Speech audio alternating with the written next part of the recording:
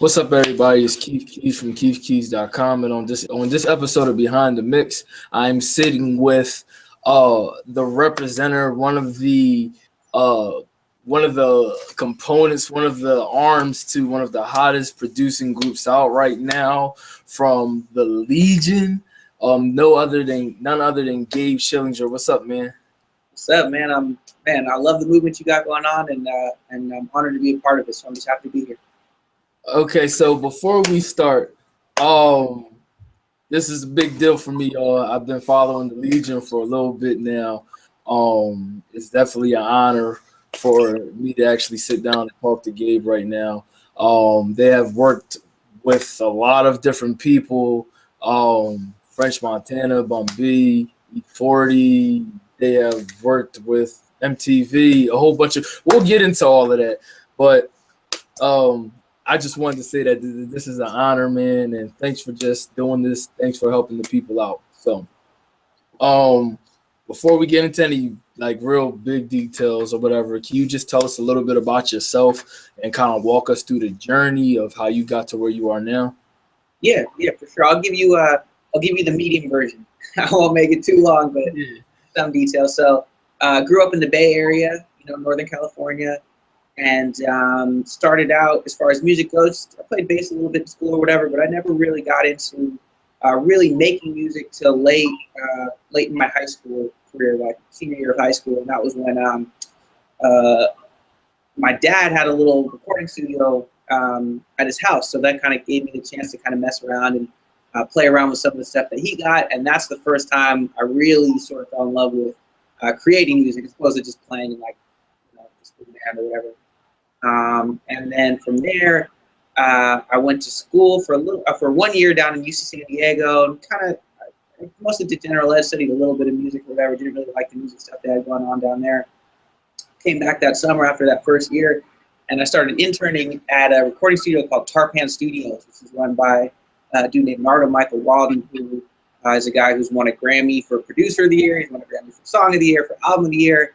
Really was at the top of his game, sort of like probably late 90s, working with like Whitney Houston and Mariah Carey and Aretha Franklin, and the list goes on. And so I kind of got really lucky where I just looked up in the phone book. This was a long time ago. You could tell I actually had a physical phone book that I looked in, and just looked for recording studios in the area, and it happened to be the first place that I called. Didn't even know who he was at the time, and he was like, "Yeah, come on down there. I can use a little help or whatever." And so that was just one of those twists of fate that was just so lucky where, ended up learning a lot from him, got a lot of opportunities from there. And then around the same time, I also met up with another guy, a student named Scott, who wanted to get into the music industry, and he had a lot of money. He had done really well in real estate, and he was ready to put a bunch of money behind me and this other artist, named Dion. And so I felt like, well, shit, I don't need to go back to school. I already got it. I'm working here with Narda at Tarpan. I've got this guy who's going to put some money behind it. And, I felt like, oh, this is going to be easy. I thought making music was hard. And then, of course, it wasn't so easy. And certain things, some of the situation with Scott kind of fell through. But what it did do for me was it got me focused on music. And so I kept working at Tarpan, started working at another studio called Laughing Tiger. And that's where I met a lot of the Bay Area rappers and stuff, where I met guys like E40 and Turf Talk and a lot of these kind of guys, and ended up opening up my own little studio and teamed up with my boy Phil. We used to go by the Slap Boys. That was our original name back in, we started in 2005, I think, or no, 2000, yeah, I think 2005. Yep, we were the Slap Boys, and we started out making beats, just for whoever in the area or whatever, and kind of the first, kind of next level up that we got was we started working with like Killa Tay, who's relatively well known out here. And then after that, did a lot of work with a dude named Marv, and that kind of put us on a little bit where people really knew who we were. We made a couple songs that, at least in this area, a lot of people kind of know and kind of at this point grew up with because it was so long ago. And basically, just to fast forward, just kind of added more people onto the team. My boy Nate, who's amazing on the keys. Sebastian, who goes by Nexus, super talented guy. Some vocalists, Vidal Garcia, Millions. and kind of just been growing from there. We got some of the team down in LA.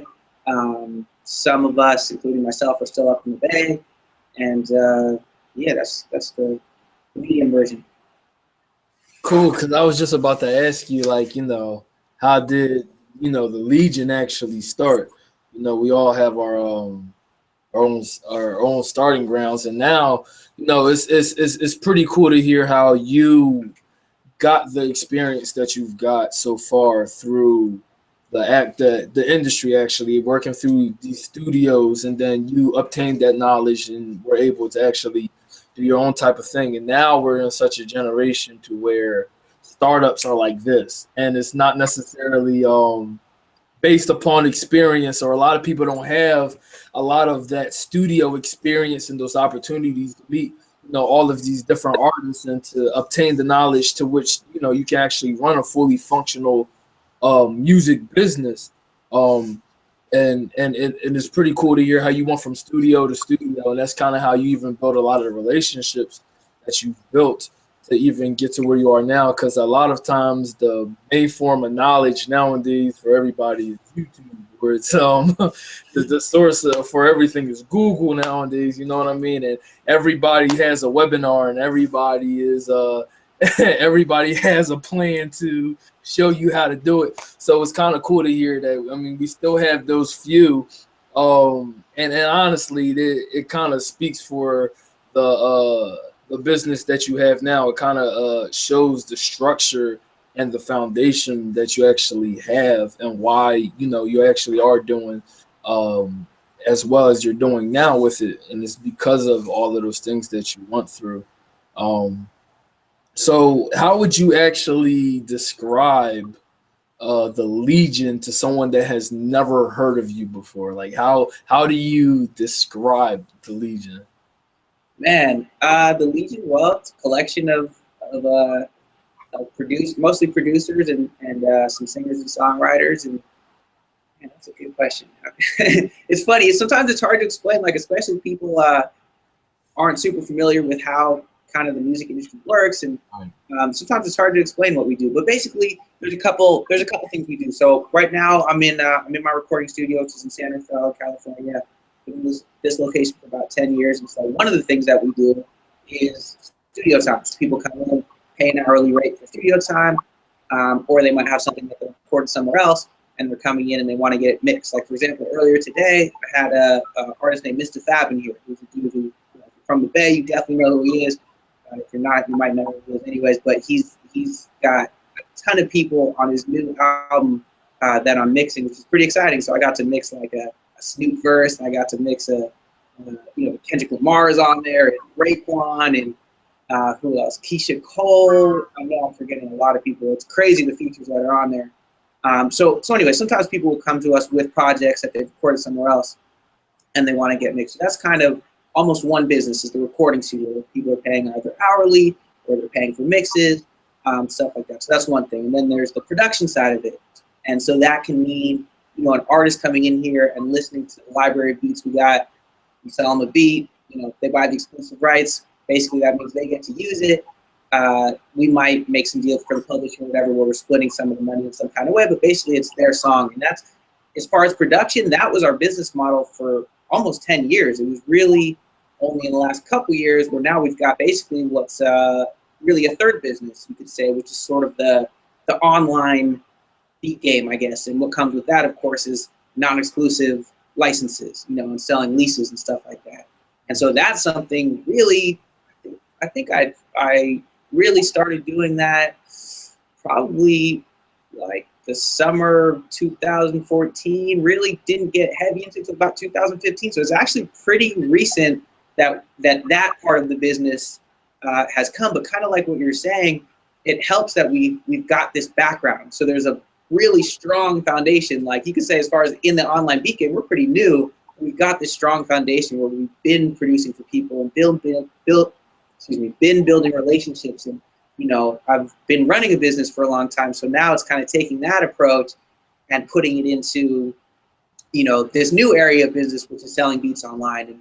And it turns out I really like a lot of the stuff that comes with that. I never got into really being an entrepreneur before, where before, you know, it was all word of mouth, and we were lucky enough to kind of have be established enough here where really word of mouth, you know, would keep us busy. We didn't need to do anything else. But once you're trying to reach people all over the world and you're trying to sell a lot of leases and you're trying to do all this kind of stuff, then it becomes about, you know, learning about email marketing, learning about how to promote yourself on social media, and you know, buying ads and all this other kind of stuff that that's completely separate from making music. It's a completely different job, and I'm lucky. For me, it turns out I like it. It's kind of fun. I like learning about this stuff. You know, I like learning about what other people are doing. You know, so it's worked out. But that's, you know, that's another job. So there's sort of those are sort of the three, I think, different things that the Legion does. Cool. I mean, that's I like the fact that because you just answered a lot of questions that I wasn't even going to ask, but that other people do ask a lot, and it's the fact that you actually named, maybe as from a producer standpoint, like the 3 different areas of producing, which there really are, and the fact that you actually took time on the ground level, face-to-face studio time. That's kind of where you built your business from. And for me personally, I think that way, and transitioning into the online beat game is a little bit simpler than just going straight into the beat game online. I see a lot of producers nowadays, you know, they see other producers doing it, you know, and they just strictly, you know, they just go for the goal. Not saying that they can't, because I've seen a lot of successful people do it. Not saying that they can't, but the simple fact that you already have the knowledge of all the musical aspects down, you have music made, you have the relationships, face-to-face relationships. And that's one thing that I always point out to a lot of people, that it's easier to do business with someone who trusts you rather than you trying to build trust from a complete stranger and then sell them something. So you already have established a lot of relationships in the business aspect before you even got into the online beat game, which, like you said, that's a monster all of its own, and it takes a whole lot of time away from the studio. I mean, there's times that, you know, personally, me, I don't even sit in the studio. I sit in my bed on the laptop the whole time, because that's what it is.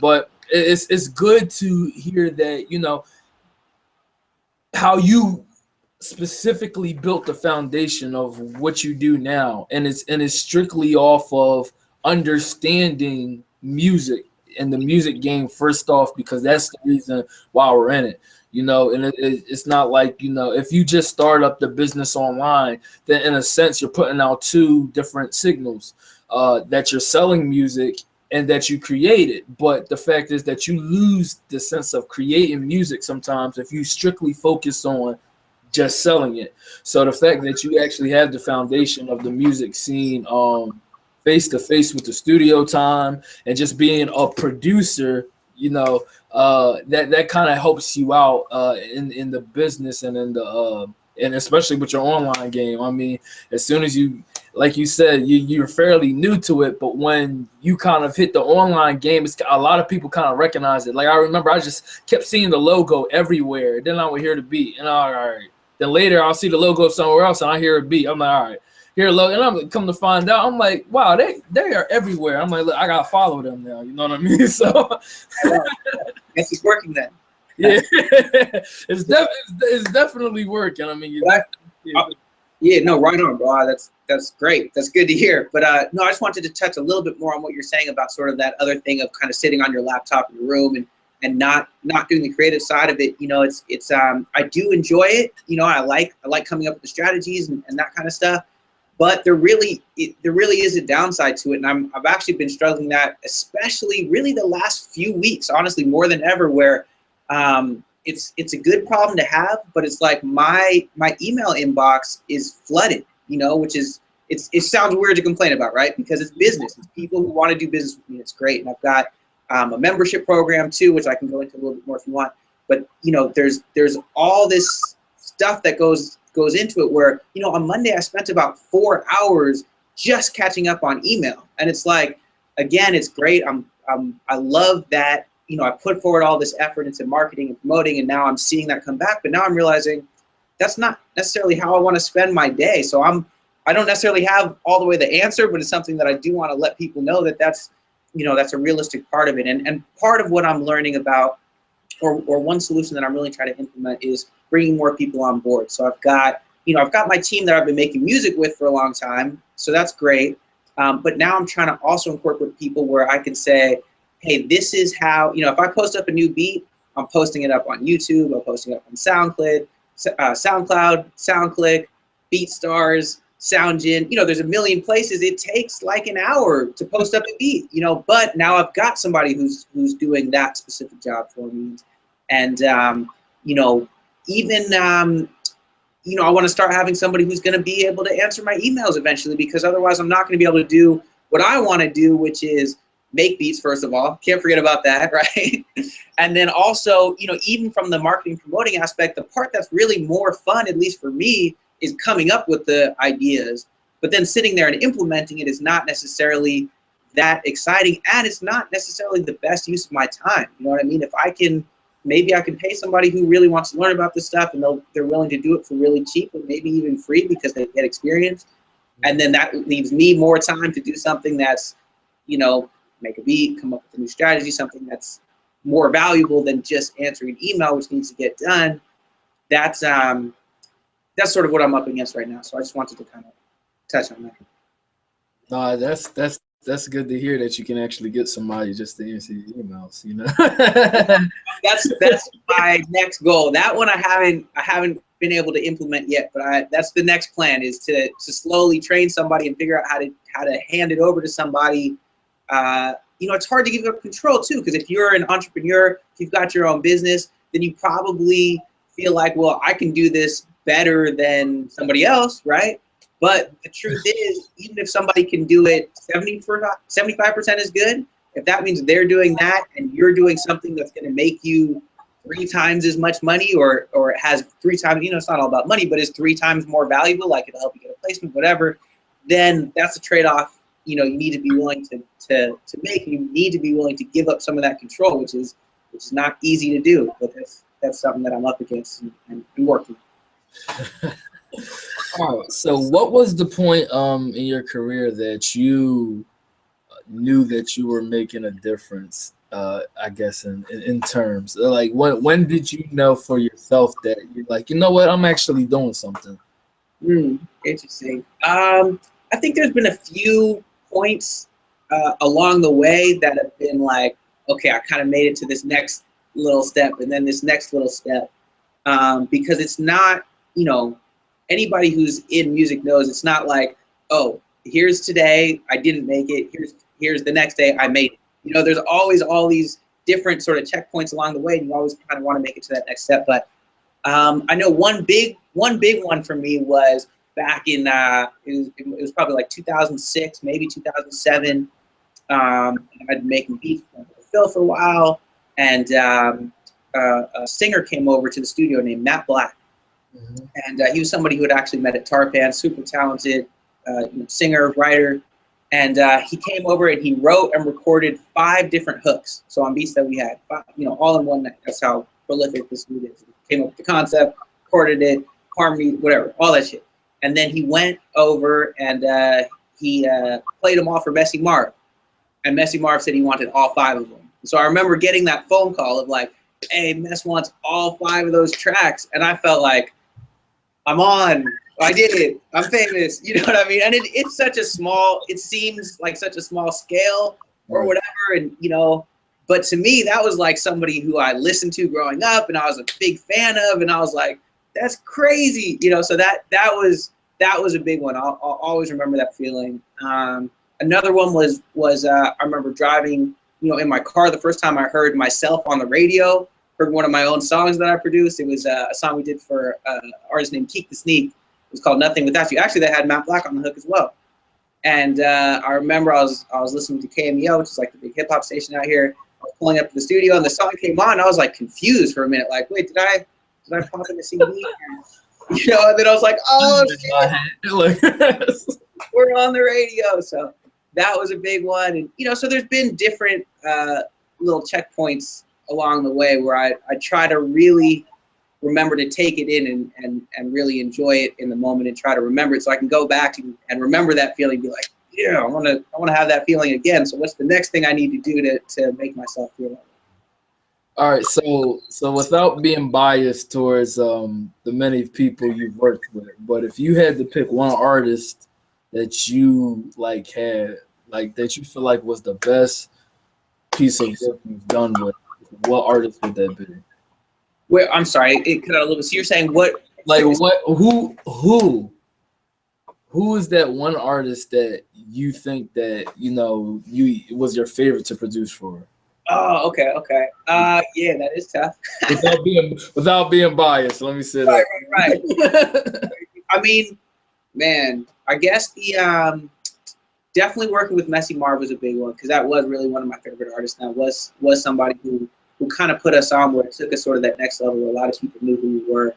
But now let me think. Yeah, I'll just stick with that. We'll go Messy Marv. He was the guy.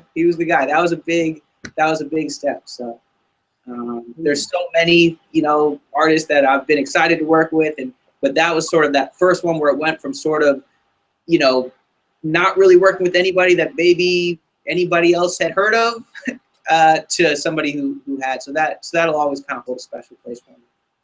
Wow. All right. Well, let me ask you this. What if you had a most valuable tip that you could give to other producers trying to find success in the music industry right now, what tip would that be?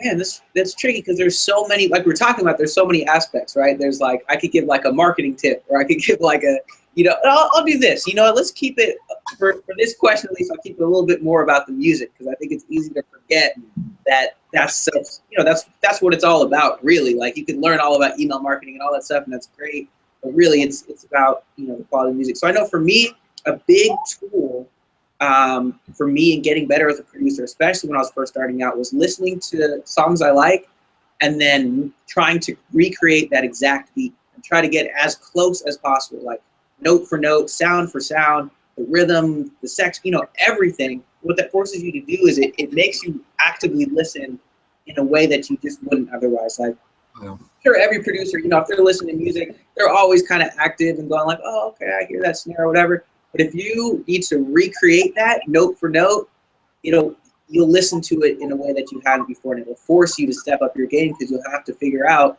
hey, how did they play that, or what's the closest I can get to that instrument, or what did they do to that kick drum or whatever. And to me, that's something that's a great learning tool. And then you can kind of evolve from there and go, okay, so obviously you recreate a beat, you can't really sell it. But what you can do is now you can start taking elements. You could say, you know what, let me just take the drums, which is actually something I do a lot, where I'll listen to something and be like, oh, I like those drums. And then I'll recreate the drums, pretty as close as I can, and then maybe build something completely different on top of it. And that's not something where you're getting into any copyright issues or anything like that. And really, honestly, you could listen to both songs back to back and you wouldn't even notice because it's got a completely different structure on top of it. But being able to listen to music you like and then being able to recreate it, to me, that's a great tool to get you where you want to be. Yeah, that's I actually have done that a couple of times with a couple of beats.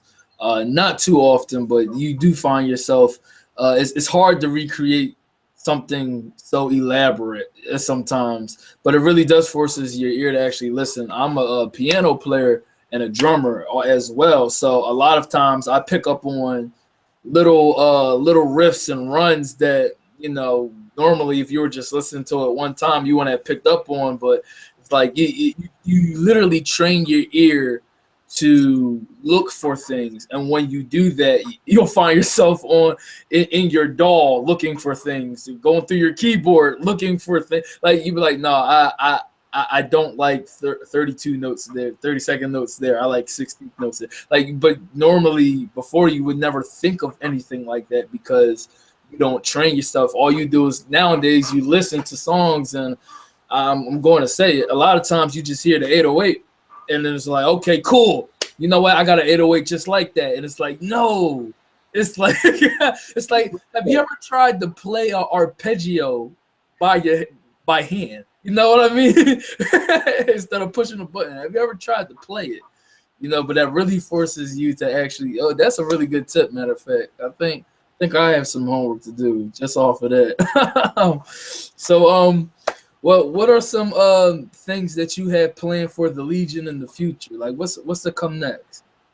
For me, it's trying to figure out, like I was talking about, how I can delegate a little bit more of the sort of what would you call it? Some of the daily work kind of stuff, the admin side of it, and that'll allow me to get back to, not that I've ever stopped making beats, but to really focus on production, really focus on making more beats. And I'm looking to get, trying to get that music out there also, selling beats, of course, online, but also reaching out to some of the connections I've made as far as, some artists that have, a big reach and stuff like that. So that's definitely one of the focuses, is getting placements. Another focus is figuring out how to kind of delegate more of the admin side of the business. And man, what else? Eventually, I do. It's funny, you were joking about everybody has a webinar and a how-to course or whatever. And that is something I eventually do want to do for producers, because I do feel like, it works. Yeah, I feel like it's something that I've been really studying this last couple of years, is, how to promote yourself online. And I've been able to do a pretty good job of it, but I still want to do at least a little more. So I'm not starting that tomorrow, but I want to feel like, I'm at a level where, I have a certain revenue every month that I know I'm hitting. And I have certain numbers that I have in my mind that I want to hit first. And then I can say, okay, look, I did this. Now I can show you how. So I don't want it to be some bullshit like, oh yeah, I'm an expert immediately. I want it to be something where I can create real value, and I can give a blueprint to newer producers and say, hey, this is exactly what worked for me. It really worked. You could try it too. So that's probably 2017, somewhere around there. But it's in the back of my mind, and I'm sort of starting to hatch the plan for that. Yeah, there's nothing like setting up residual income. Just know it's going to be there. So, is there an artist or a business or someone out there that you would die to work with? Yeah, man, there's a lot. I don't know. To me, it's always been exciting, the idea of reaching a lot of people with my music. Whenever I hear somebody say, hey, that song that you did, it brings me back to my time in high school. Like, that was like the soundtrack to my life, like, not to make it something so deep or whatever, but there is something to that where if you hear some music, it takes you back to a certain time. And, to me, to be a part of that, to be somebody who's on the creative end and creating something that's sort of the backdrop for somebody's life, to me, that's what it's all about. And so I always want to do that on a biggest scale as possible. So, working with artists where they're, on the Hot 100, that's always a goal for me, is getting a song on the Hot 100. So more than a specific artist, it's just making great music that's going to reach a lot of people. That's really what I'm shooting for. Cool. We got one. Man. If there was a place who could reach you, where would they go to find you? Man, just legionbeats.com is kind of the headquarters. You can get all the links to all the social media and email and all that kind of stuff. Although, man, don't even email me. I got too many emails. No, feel free if you have, and I really do like to take the time. If you're a producer, an artist, or whatever, somebody asks me a question like, hey, how do I do this, or whatever. It might take me a few days to get back to you, but I really do like to do that. So feel free to hit me up. legionbeats.com will give you all the links to everything. So that's where you can kind of see what we're up to, the membership program I was talking about, and eventually the producer, course, and all our social media and the beats and all that. Yeah, there's nothing like being human sometimes. Nothing like it. So, man, I don't have any more questions. You have anything else that you want to say to the people? Man, like I said, I really like what you got going on. So I'm honored to be a part of it, and I appreciate you having me. And once again, this is Keef Keyz. with Gabe, man, from the Legion. KeefKeyz.com. If you want any more tips, more interviews, you can go to KeefKeyz.com. Check the blog out, subscribe, and I will holler at you later. One.